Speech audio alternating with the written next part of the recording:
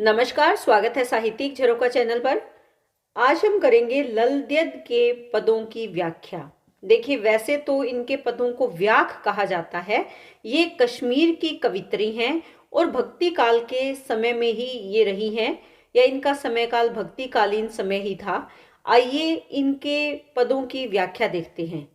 देखिए, जिसने कबीर को बहुत अच्छे से समझ रखा है उसके लिए ललद्याद के पदों को समझना या इनकी व्याख को समझना कोई मुश्किल कार्य नहीं है, क्योंकि जैसे कबीर निर्गुण पंथी है, सामाजिक अंधविश्वासों का विरोध करते हैं, धार्मिक आडंबरों का विरोध करते हैं, बिल्कुल वैसे ही विचार इस कवित्री के भी हैं। क्या कहती हैं? मुझ पर वे चाहे हंसे, हजारों बोल कसे। देखिए, यहाँ पर जो मैंने ये पीपीटी ली है, मेरे पास ये पंक्तियां नहीं थी। आप में से किसी बच्चे की ख्वाहिश थी कि मैं इनकी व्याख्या करवाऊं, तो हो सकता है इस पंक्ति में कुछ एक शब्द आगे पीछे हो, या क्योंकि ये मेरे द्वारा टाइप नहीं है। जो बच्चा ये चाह रहा है कि मैं इसकी व्याख्या करूं, उन्होंने ही मुझे ये भेजा है। तो ये पंक्ति हो सकता है कहाँ पर इसमें विराम या पूर्ण विराम हो सकता है, कुछ मिस्टेक हो, उस पर आप ध्यान ना दें। तो क्या कहती हैं? मुझ पर वे चाहे हंसे। वे कौन है यहाँ पर? लोग। कबीरदास भी तो यही कहते हैं, समाज चाहे मुझ पर हंसे, क्या फर्क पड़ता है, हजारों बोल कसे। देखिए, और ये तो उस समय की कवित्री हैं, बिल्कुल शायद मीराबाई की तरह इन्होंने भी काफी संघर्ष किया होगा अपने जीवन में, अपने ईश्वर की प्राप्ति के लिए, ढोंग आडंबरों का विरोध करने के लिए। हंस लेने दो, पर होगा इसका खेद किसे। ये कहते हैं कि मुझे इस समाज के द्वारा मुझ पर चाहे बोल कसे जाए, मुझे चाहे हजारों बोल मेरे लिए कहे जाए, ताने दिए जाए, उनको हंस लेने दो, इसका मुझे कोई खेद नहीं है। किसका खेद किसे? कि मुझे इस बात का कोई अफसोस या दुख नहीं होगा अगर कोई समाज मेरे बारे में कुछ कहे या समाज के लोग मेरे बारे में कुछ कहें, तो मुझे इसका कोई खेद या अफसोस नहीं है। मैं हूं शिव की सच्ची भक्त, अगर मन से क्या मैला होता मुकुर राख के गिरने से। वो कहती है कि अगर मैं शिव की सच्ची भगत हूं, और कैसे? मन से, कि अपना मन अगर मैंने अपने ईश्वर के प्रति समर्पित कर दिया है, तो क्या फर्क पड़ता है? क्या मैला होता मुकुर। मुकुर का मतलब क्या होता है? शीशा। शीशा मैला होता है राख के गिरने से, कि शीशे पर अगर राख गिर भी जाए तो शीशा कभी मैला नहीं होता। राख के हटने से उसकी चमक उसी प्रकार बनी रहेगी जब राख वहां से हट जाएगी, और वो बिल्कुल भी मैला नहीं होता। वैसे यहाँ पर राख क्या है? समाज के द्वारा कही गई बातें या जो तुच्छ विचार हैं, वो यहाँ राख है। शीशे की तुलना वो स्वयं से कर रही हैं कि मेरे व्यक्तित्व पर कोई इस बात का प्रभाव नहीं पड़ेगा। अगर मैं अपने आराध्य के प्रति पूर्ण सच्ची भक्ति रखती हूं, तो मुझ पर लोगों के द्वारा दिए गए तानों का कोई प्रभाव नहीं होगा। आगे कहती हैं, गुरु ने मुझसे कह दिया यही तो एक वचन, तू बाहर से आकर प्रवेश कर ले, भीतर मेरी निष्ठा, मेरा आदेश गया, यह बन बस तब से ही तो मैं नाची निर्वसन नगन।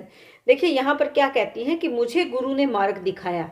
बिल्कुल कबीर की ही तरह गुरु को महत्व दिया है कि गुरु ने मुझसे कह दिया, यानी मुझे ज्ञान दिया, मुझे मार्ग दिखाया, और एक वचन मुझे समझाया। क्या? कि तू बाहर से आकर प्रवेश कर ले।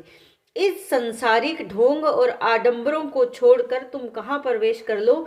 भीतर अपने मन में अपनी निष्ठा को ढूंढो, अपने आराध्य को ढूंढो, और तुम बाहर के संसार को त्याग कर अपने भीतर ही सही जो प्रभु की भक्ति है उसको देखो। मेरा आदेश गया, यह बन बस तब से ही तो, कि जब से ये मेरे लिए आदेश बन गया। जो मेरे गुरु ने मुझे ज्ञान दिया वो मेरे लिए आदेश बन गया, और तब से ही तो मैं नाची, यानी मैं इस भक्ति मार्ग पर चल पड़ी। निर्वसन नग्न। निर्वसन और नग्न से तात्पर्य यहाँ पर इसका मतलब ये नहीं है कि मैंने वस्त्र त्याग दिए। कहने का भाव है कि मैंने संसारिक लोक लाज के भावों को त्याग दिया, या मैंने इस संसार की परवाह करना छोड़ दिया। मेरे मन ने जब मेरे आराध्य के प्रति अपनी भक्ति दिखाई, मैं उसी भक्ति और अपने गुरु के आदेश का पालन करते हुए नाची, यानी अपनी भक्ति में मैं लीन हो गई। हम ही थे, होंगे भी हम ही, ओ विगत युगों से चले आ रहे हैं, हम ही शिव का जीना मरना, होगा न समाप्त कभी। यहाँ पर ये आत्मा की अमरता की बात कर रही हैं कि हम ही थे, बीते हुए युगों में भी हम थे, होंगे भी, आने वाले समय में भी होंगे, हम ही ओ विगत युगों से चले आ रहे हैं, और हम ही हैं वो जो विगत यानी बीते हुए समय से, युगों से चले आ रहे हैं।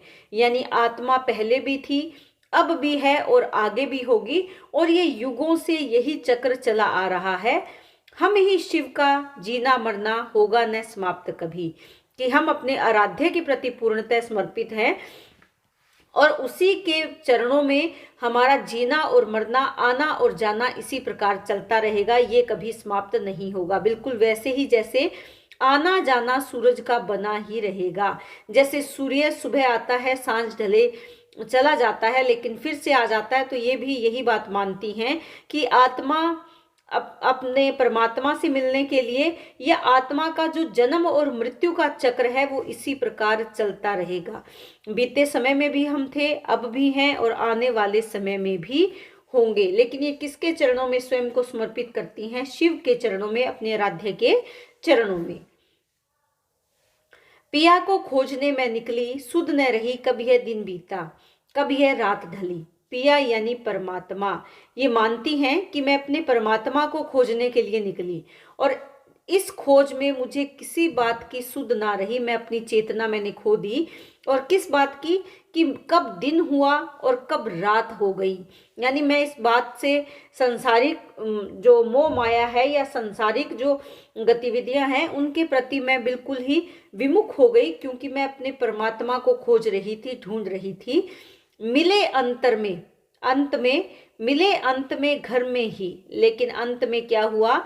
मेरे परमात्मा मुझे मेरे ही घर में मिले, तो मेरे कंत छली। वो क्या कहती हैं कि कंत यहाँ क्या है? परमात्मा। कि मैं तो छली गई, मेरे साथ छल हुआ, मैं उसे बाहर की दुनिया में ढूंढती रही, लेकिन वो कहाँ थे? मेरे ही घर में, मेरे ही भीतर थे। और मैं अपने कंत, अपने परमात्मा के द्वारा चली गई, क्योंकि मैं तो उन्हें बाहर ढूंढ रही थी, जबकि वो तो मेरे ही आत्मा में समाये हुए थे। तो बाहरी, क्योंकि मैंने आपको बताया कि कबीर दास की तरह ये भारी ढोंग और आडंबरों का विरोध करती हैं, और ये मानती है कि हमें बाहर के ढोंग आडंबरों को अपनाकर भक्ति मार्ग पर चलने की बजाय अपने भीतर ही अपने कंत, अपने पिया, अपने परमात्मा को ढूंढना चाहिए। मेरे उनके स्नेह मिलन की थी यह घड़ी भली। कि ये वो समय था, जो घड़ी यानी समय, वक्त भला था, अच्छा था। क्यों? क्योंकि इस समय में मैंने अपने परमात्मा को प्राप्त कर लिया था। प्रेम पूर्ण जो मिलन हुआ मेरे परमात्मा से, मेरे कंत से, मेरे पिया से, तो ये समय मेरे लिए बहुत ही अच्छा या स्नेहपूर्ण मिलन का समय था।